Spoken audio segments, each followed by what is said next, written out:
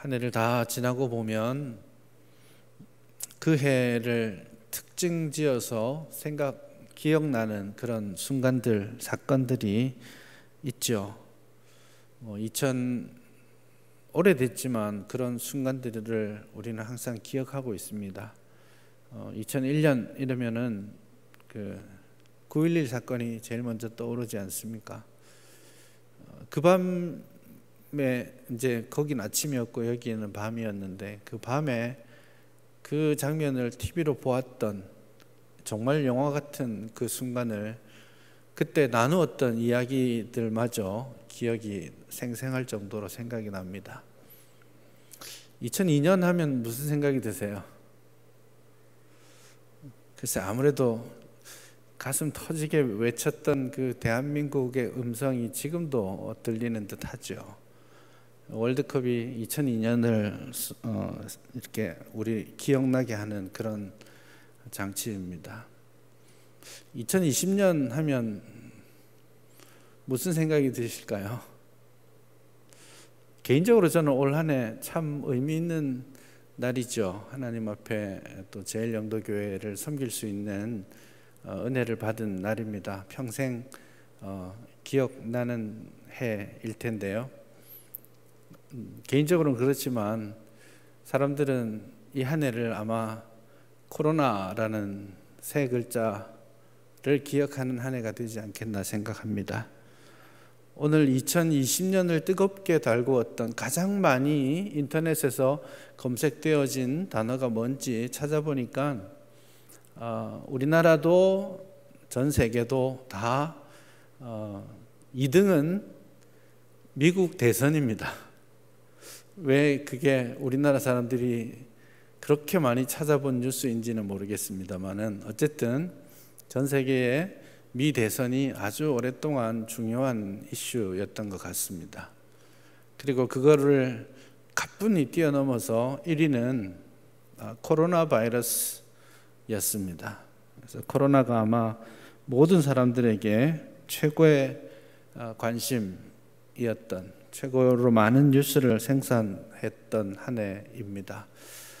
사실 마지막 날이지만 오늘도 어김없이 아침에 일어나면 확진자가 얼마나 늘었을까, 또 부산에는 아니 우리 영도에는 확진자가 또 나왔을까, 이런 생각을 하면 뉴스를 검색하고 있는, 어쩌면 그게 이제 일상이 되어버린 하루 일과가 아닌가 생각합니다.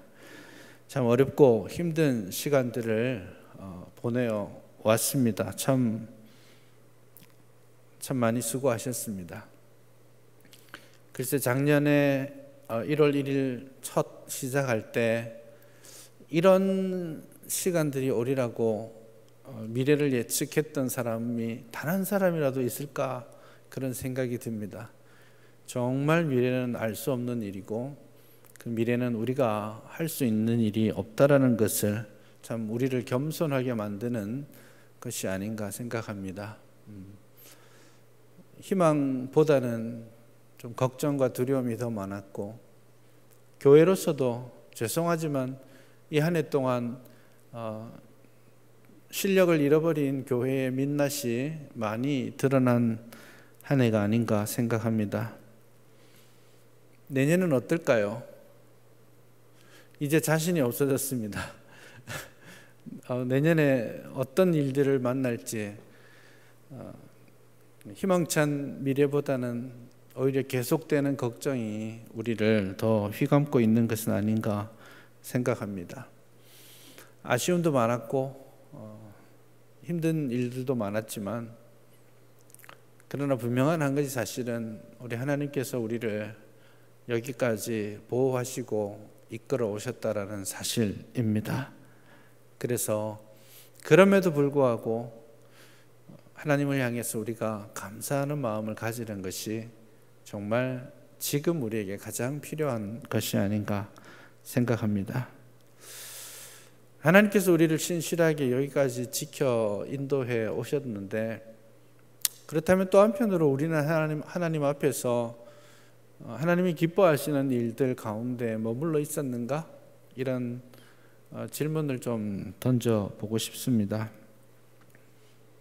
지금도 우리 본당은 몇 분 안 앉아 계시고 다들 온라인으로 예배를 드리고 계시는데, 이렇게 온라인 중심으로 예배한 시간들이 길게 지나가고 있는데, 정말 우리가 하나님 앞에 올바르게 전심으로 예배 시작 때마다 이야기하듯이 영과 진리로 하나님 앞에 예배하는 시간들이었는지, 그 중심을 형태가 바뀌었다고 그 중심마저 잃어버리고 있었던 것은 아닌지 돌아볼 수 있었으면 좋겠습니다. 눈만 뜨면 걱정할 것들이 많았는데, 그런 걱정과 근심과 두려움 때문에 감사하는 법들을 좀 잃고 있었던 것은 아닌지, 글쎄요, 먼저 한번 돌아보았으면 좋겠습니다. 그런 불평의 마음들 때문에 이리저리 흔들리면서 하나님 앞에 심지를 굳게 내리지 못한 한 해는 혹시 아니었습니까? 오늘 본문에 야곱을 만나게 되는데요, 야곱의 삶이 참 고달팠습니다. 파란만장한 삶을 살았다라고 말을 할 수 있습니다. 그래서 야곱이 130세에 바로왕 앞에 섰을 때에 바로왕이 그대의 나이가 몇이냐 이렇게 물었을 때에 바로왕 앞에서 내 연수가 130, 내 나이가 130 정도밖에 되지 않지만, 그러니까 우리 할아버지나 아버지에 비하면 내 나이가 아직 어린 것이지만 내가 참 많은 정말 험악한 세월들을 보내었습니다 라고 고백하는 것을 봅니다. 평생 태어나면서부터 엄마 뱃속에서부터 싸우면서 나왔습니다. 그리고 그의 삶은 정말 전투적이었습니다. 자기가 가지지 못한 것을 가지기 위해서 엄청나게 노력하고, 인간적으로 노력할 뿐만 아니라 때로는 그것을 쟁취해내기 위해서 거짓말도 하고 사기도 쳤습니다. 심지어는 하나님의 이름을 들먹이면서 거짓말했던 모습이 야곱의 일생 속에 나타나고 있죠.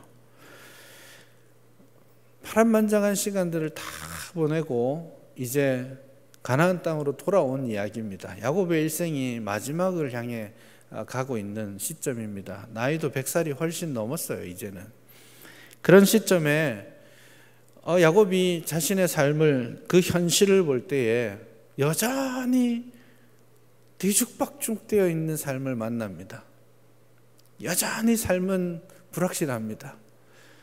내일 내가 살아있을지 장담할 수 없는 그런 상황들을 만납니다. 오늘 본문에서 하나님께서 그를 찾으셨을 때 그의 상황들이 그러합니다. 34장, 33장이 바로 가나안 땅으로 돌아온 이후의 이야기입니다. 우리가 사실 가나안 땅 돌아오기 전에 밧단 아람에서의 그의 고달픈 삶, 삼촌을 만나서 10번 이상 사기를 당하고 빼앗기며 그렇게 지냈던, 그리고 정말 4명의 아내들로 인하여서 고달픈 시간들을 보낼 수밖에 없었던 그 현실들을 우리가 알고 있습니다. 또 가나안을 떠나기 전에 아버지의 집 안에서 그가 힘들게 살고, 그리고 에서로 말미암아서 그는 급히 도망칠 수밖에 없었던, 집을 떠날 수밖에 없었던 그의 삶이 있지 않습니까? 그렇게 고달픈 삶을 살았지만 이제 100살이 넘었고 이제 모든 것이 안정되어져 있어야 할 그 시점에 여전히 그는 고달픈 시간들을 보내고 있습니다. 그렇게 치면 우리 내년도 아마 고달프고 힘들 수 있습니다. 하나님의 인도하심이라는 것이, 하나님의 축복하심이라는 것이 우리가 어떠한 걱정도 없고 모든 것이 형통하게 잘 되어가는 그런 것을 뜻하는 것은 분명 아니겠죠. 34장에서 그 문제의 본질, 이 고달픔의 본질이 무엇인지를 우리에게 알려주고 있는데요, 33장 말미에 가면 야곱이 야복강을 건너서 드디어 가나안 땅으로 들어옵니다. 들어와서는 세겜이라는 곳에 가서 정착하는 이야기가 나옵니다. 33장 18절 이하에 보면 그런 내용이 나오죠. 밧단 아람에서부터 평안히 가나안 땅 세겜 성읍에 이르러서 그 성읍 앞에 장막을 치고 그가 장막을 친 밭을 세겜의 아버지 하몰의 아들들의 손에서 백크시타에 샀다. 이렇게 되어 있습니다. 굉장히 낯선 장면입니다. 그는 가나안 땅으로 돌아와서 세겜 땅에 머물러서 그리고 자기가 장막 친 그곳에 땅을 구입했습니다. 누가 봐도 이것은 나 이제부터 이 세겜 땅에 정착할 거야 라고 말하는 것입니다. 오랜 타국 생활, 땅 한 평 없이 헤매었던 그 시간들이 싫었을 겁니다. 그래서 덥석 땅을 사서 그곳에 정착하고 있습니다. 아마도 33장 이 말미에서부터 34장에 이르는 이 시간들은 아마도 한 10여 년 정도 지난 것 같아요.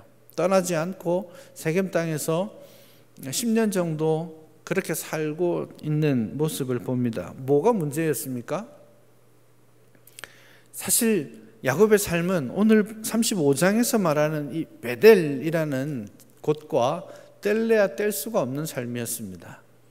야곱의 파란만장한 삶의 시작점에 하나님은 베델에서 그를 만나 주셨습니다.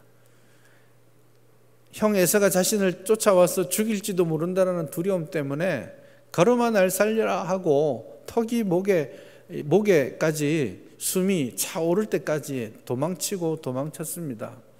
거의 80여 킬로를 하루 사이에 혹은 하루 이틀 사이에 도망쳐서 베델이라는 곳에서 홀로 잠자고 있었습니다.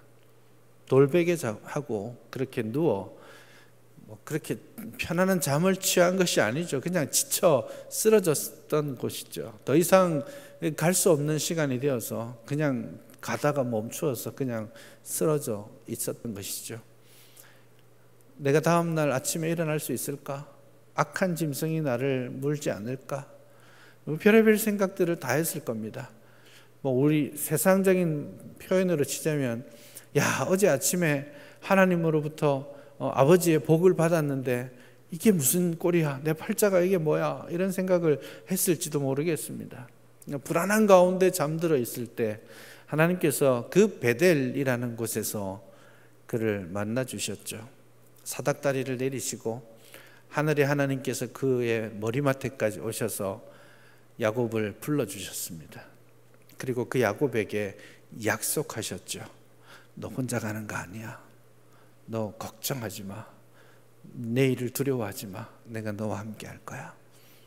너가 어디로 가든지 내가 너와 함께 할 것이고 너를 반드시 이곳에 돌아오게 할 거야. 그렇게 약속해 주셨습니다. 그래서 와, 이건 내가 지금 어딘지도 모르는 이 깜깜한 밤에 도대체 여기가 어딘지도 모르는 시간 그곳에 누웠다가 여기가 바로 벳엘, 하나님이 계시는 하나님의 집이었구나 라고 고백하게 된 것이 창세기 28장 10절부터 22절의 말씀입니다. 그의 인생의 중대한 전환점에 하나님은 그를 베델에서 만나 주셨습니다. 그리고 말씀하셨죠. 너를 여기로 내가 다시 돌아오게 할 거야. 야곱도 좀 힘이 났습니다. 그래서 하나님께서 정말 나와 함께 하시고 나를 여기로 돌아오게 하시면 내가 이곳에서 하나님께 제사를 드리고 이곳에서 하나님께 11조를 드리겠습니다라고 다짐하죠. 약속합니다. 그게 28장에 나왔던 베델 이야기이죠. 그리고 밧단 아람으로 가서 20년의 세월을 보내었습니다. 그 20년의 시간 동안 그는 하나님의 함께 하심을 대부분의 시간들에서는 체감하지 못하게 고달픈 시간들을 보냈습니다. 20년의 세월들을 다 보내고 하나님께서 그에게 다시 나타납니다. 그게 31장에 나오는 이야기입니다. 31장에서 이 밧단 아람을 또다시 도망치듯 탈출해야 되는 그 기구한 운명 같은 것들을 경험하고, 그때에도 하나님께서 31장 13절에 보시면 그렇게 말씀하시죠. 야곱에게 꿈에 나타나십니다. 그리고 하시기를 20년 만에 그에게 직접적으로 말씀하시기를 그 첫 마디가 나는 베델의 하나님이다. 나는 베델의 하나님이다. 그래서 너 지금 내가 너와 함께한 것처럼 지금 이제 일어나서 너의 고향 땅으로 돌아가라. 어디로 돌아가란 말입니까? 베델로 돌아가라는 이야기죠. 그렇게 해서 그는 떠난 것입니다. 20년 전에 도망칠 때에도 베델의 하나님을 만났고 20년 만에 괴로운 타향살이를 끝내고 다시 돌아올 때에도 베델의 하나님께서 나타나셨습니다. 베델에서 다시 보자라고 하신 거예요.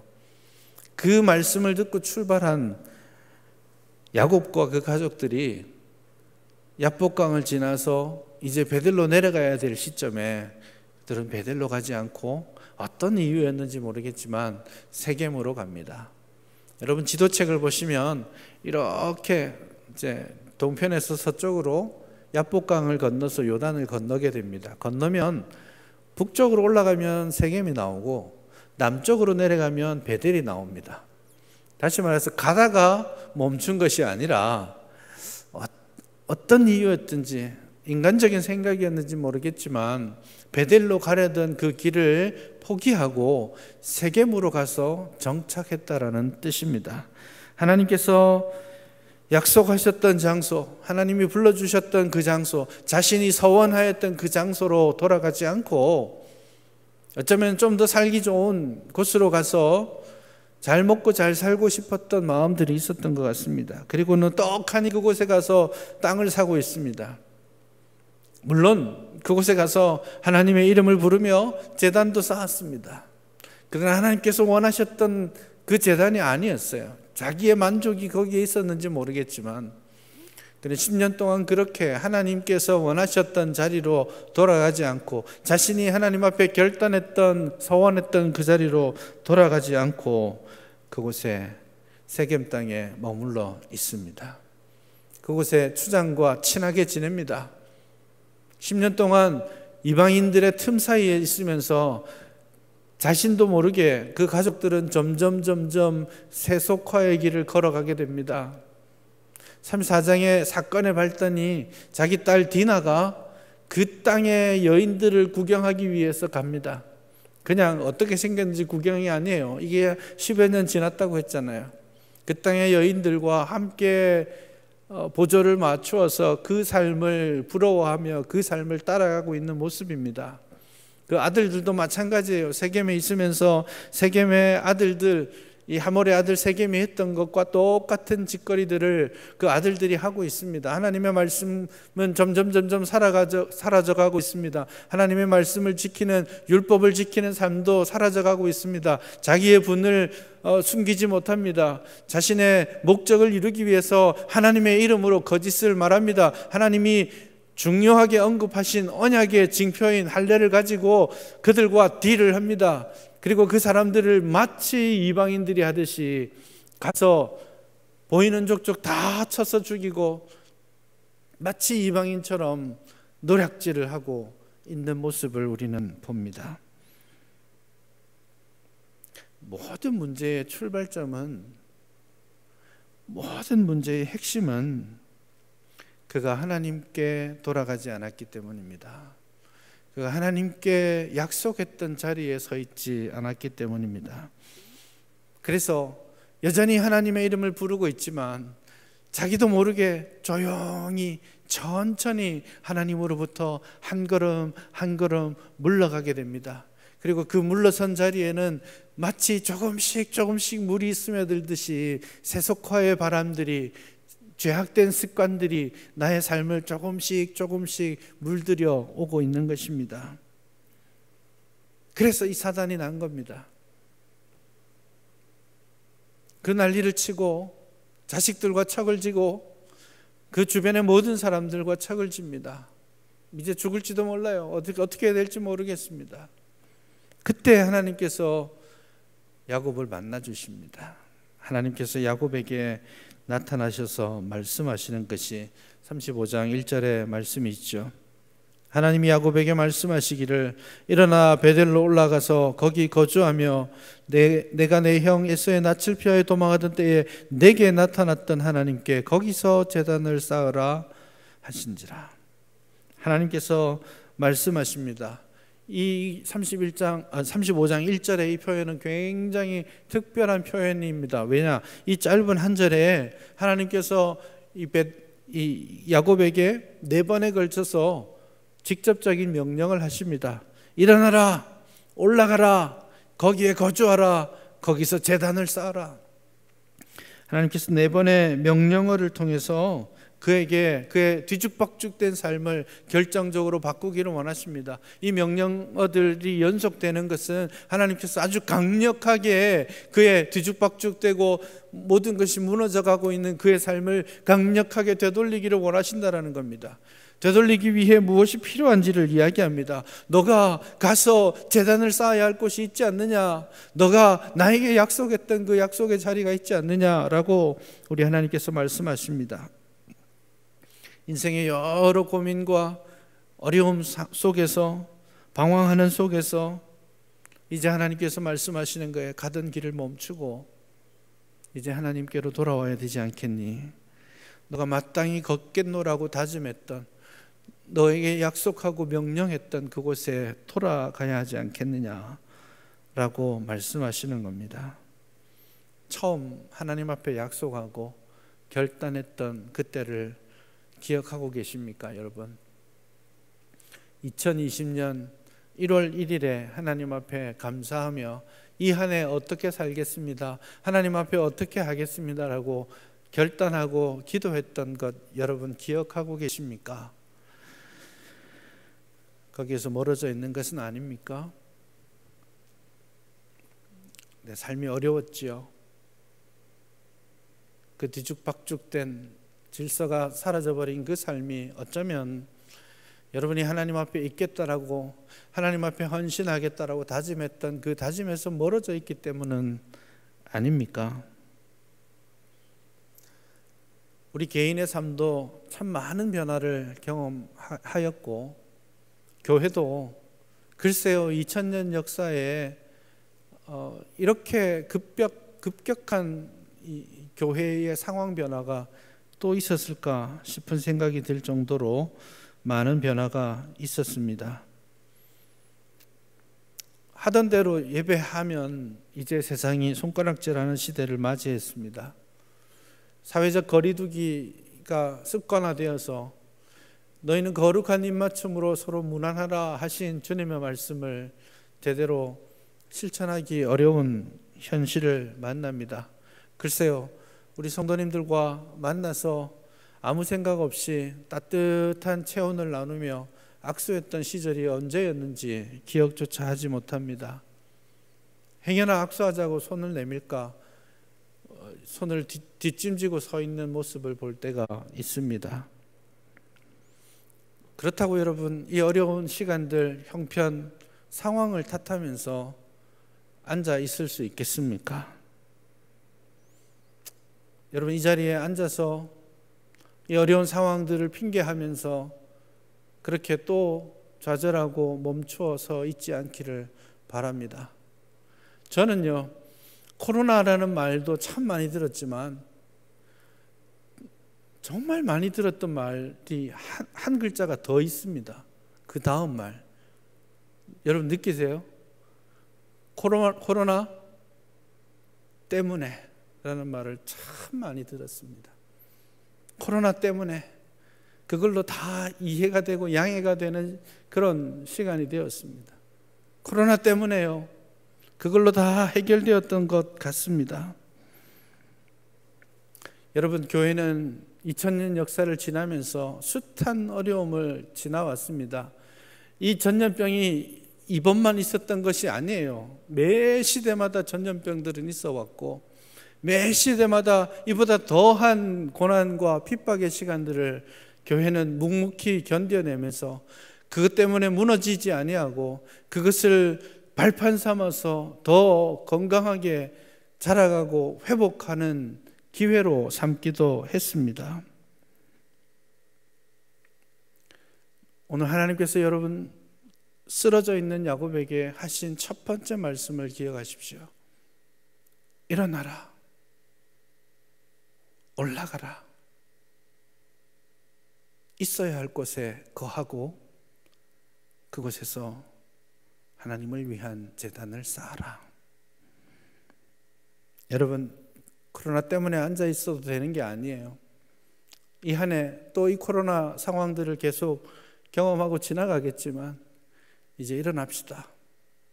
핑계하고 그것 때문에 양해를 구하고 기도하지 않아도 되는 것 아니에요. 예배 드리지 않아도, 예배를 대충 드려도 코로나 때문인데요 라고 말할 것이 아닙니다.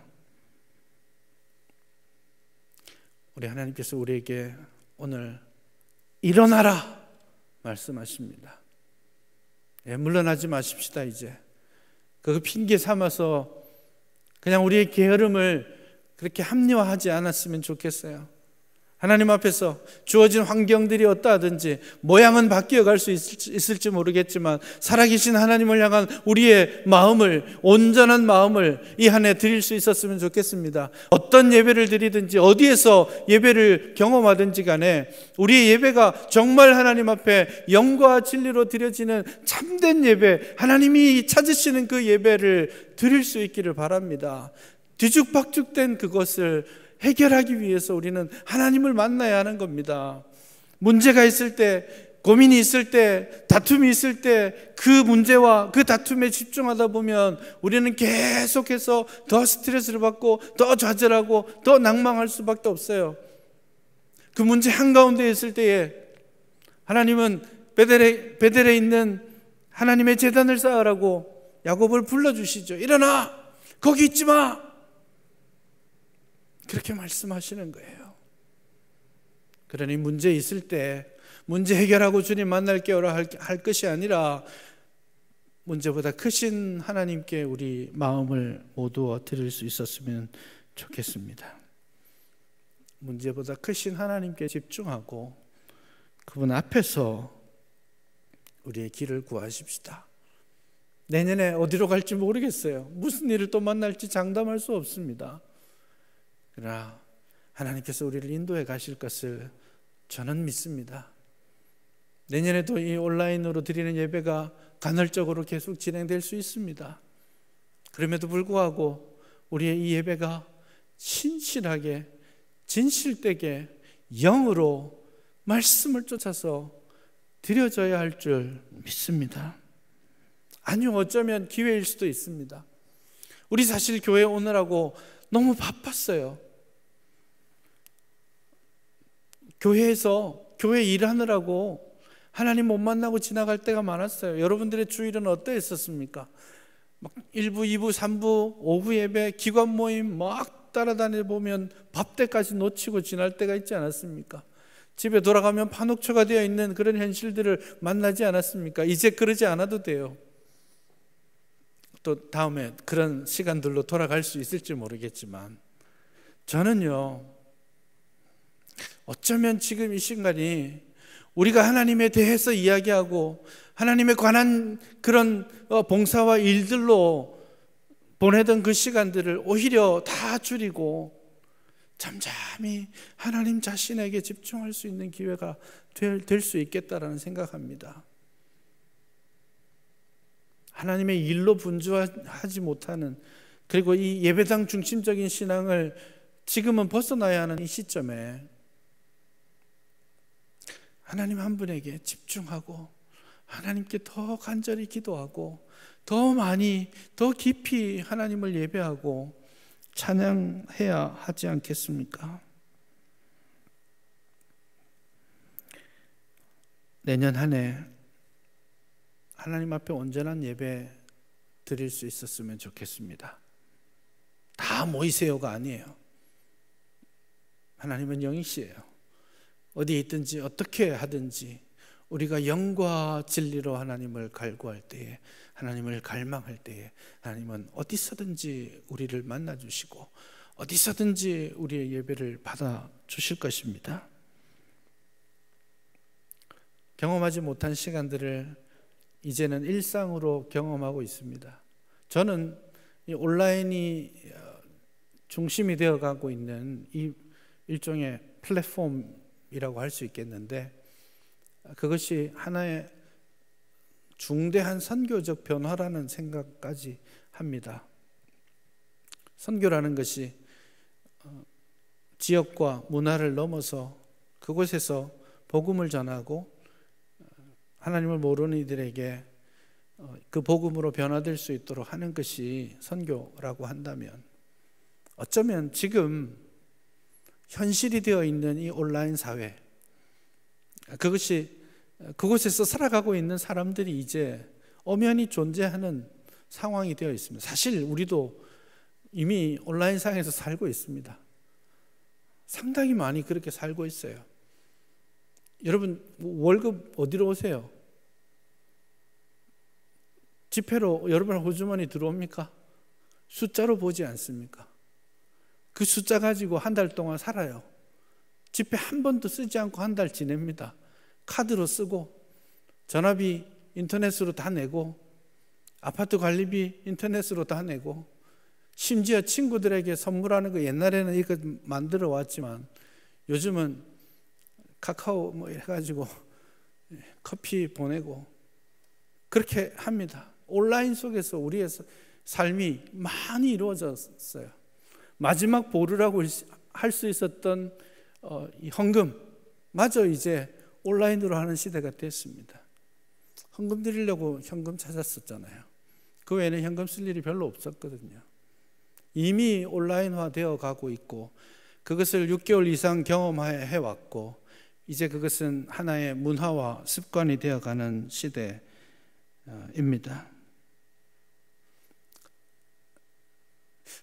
그곳이 선교지가 아닌가 하는 생각이 듭니다. 이제 전통적 가치관들을 버리고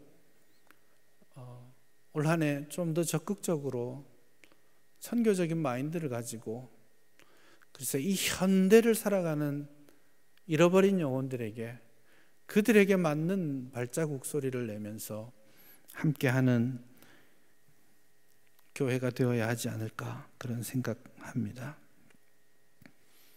기다리지 마세요. 이제 빨리 코로나가 물러가면 예전처럼 될 수 있을 거라고 그렇게 기다리고 있지 않았으면 좋겠어요. 미래학자들은 그것이 최악의 선택이라고 합니다. 글쎄요, 물러가면 예전처럼 모여서 예배할 것이고, 못 잡았던 손도 다시 잡게 될 것이고, 함께 식사하며 즐거워할 겁니다. 소그룹 모임도 하게 될 거고, 그렇게 회복될 겁니다. 그러나 이 문화 자체가 바뀌지 않을 거예요. 그러니까 여러분, 올 한 해 글쎄요, 2020년 때 저희가 잘 준비되지 못하고, 저부터 곧 다시 돌아갈 거니까요, 조금만 참읍시다라고 처음에 생각하고 접근했던 것 같습니다. 내년에 또 상황들이 될 겁니다. 그러나 여러분, 이 상황이 계속되더라도 또 다시 돌아갈 것을 기다리지 말고, 지금 이 시간에 내가 할 수 있는 최선으로 하나님을 예배할 수 있었으면 좋겠어요. 지금 나에게 주어진 시간과 지금 주어진 그 사회적 거리를 하나님과 더 친밀하게 만나고 교제하고 기도하는 일들에 우리의 시간과 우리의 물질을 썼으면 좋겠습니다. 교회만 자주 오지 못하니까요, 여러분 삶의 자리에서 여러분의 삶을 진심으로 하나님이 기뻐하시고 하나님께서 원하시는 합당한 삶 제사로 드릴 수 있어야 하겠습니다. 세상이 바뀌었어요. 예배 방식도 바뀌었어요. 그러나 하나님은 동일하십니다. 우리의 예배도 동일합니다. 우리의 기도도 여전합니다. 우리에게 주어진 사명도 여전합니다. 그러니 그 사명 감당하면서 2021년 살아보면 어떻겠습니까?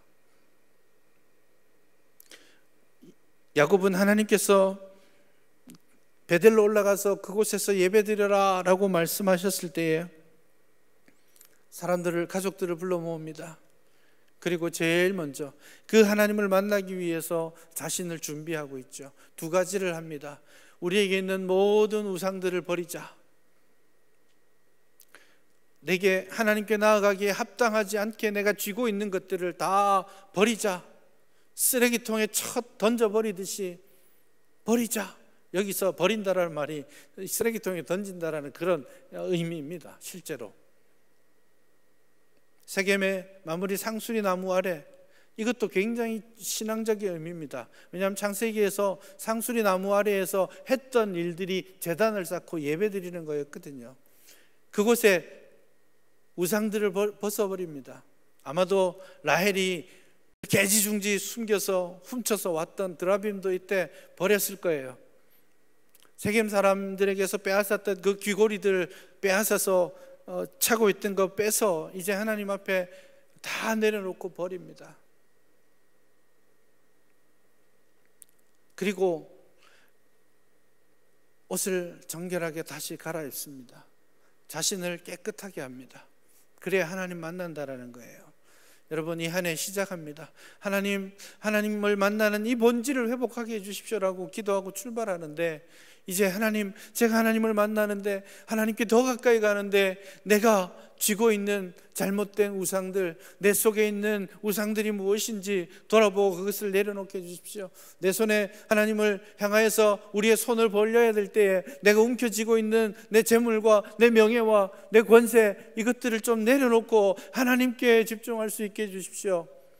그렇게 하나님 앞에 나아갔으면 좋겠습니다. 우리 자신을 돌아보아요. 자신을 깨끗하게 하고 새 옷을 입고 하나님 앞에 나아가야 하지 않겠습니까? 환난 날에 나에게 응답하신 그 하나님, 환난 날에 내가 가는 그 길에 나를 만나 주신 그 하나님께 예배하러 가노라. 이 어려움의 때를 지나도록 지켜주시고 인도하신 그 하나님을 생각하며 우리 자신을 돌아보며 자신을 내려놓고 하나님 앞에 진정한 예배자로 우리의 마땅한 삶의 의무를 하나님 앞에 드릴 수 있기를 바랍니다. 깨끗하게, 온전하게. 여러분, 성경에서 온전하다는 말은 완벽하다는 말이 아니에요. 온전하다는 말의 의미는 한 마음이라는 뜻입니다. 한 마음으로 하나님 앞에 서는 저와 여러분 되었으면 좋겠습니다. 여러분, 제가 아까 앉아서 하나님 앞에 올해 감사할 것들이 무엇인가 하고 좀 적어봤습니다.